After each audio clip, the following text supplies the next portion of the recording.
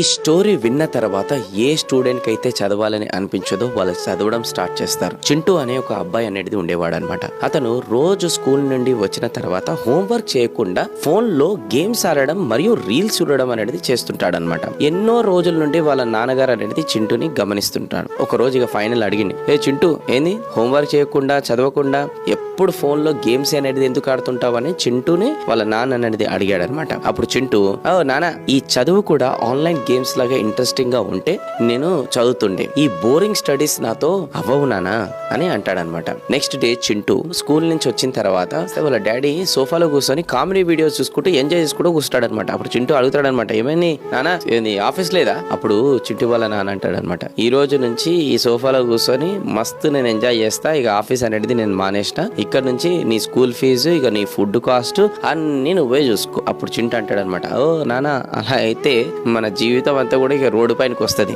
Correct my boy, మనం life లో ఇష్టం వచ్చినట్లు ఉండకూడదు, రెస్పాన్సిబిలిటీతో మైండ్ ని ఉపయోగించి పనులు అనేది చెయ్యాలని చింటూ వాళ్ళ ఫాదర్ అని చింటూకు చెప్తాడనమాట. అప్పటి నుంచి ఇక చింటూ బుద్ధిగా చదవడం స్టార్ట్ చేస్తారు. మీరు కూడా అర్థం చేసుకోండి, ఈ రోజు భగవంతుడు మనం కోరుకున్న దానికన్నా ఒకటి ఎక్కువనే ఇచ్చాడు, అందుకోసం వాల్యూ అర్థమైతే లేదు. ఇల్లు లేని వాళ్ళకి అడగండి ఇల్లు వాల్యూ చెప్తారు, ఫుడ్ లేని వాళ్ళకంటే ఫుడ్ వాల్యూ అని చెప్తారు, తల్లిదండ్రులు లేని వాళ్ళకి అడగండి తల్లిదండ్రులు వాల్యూ అంటూ వాళ్ళు మాత్రమే చెప్పగలుగుతారు. అందుకోసం ఇచ్చిన దానికి గ్రాటిట్యూడ్ గా ఫీల్ అయ్యి మనం కూడా జస్ట్ చదవడమే కదా, చదివితే అయిపోతుంది కదా.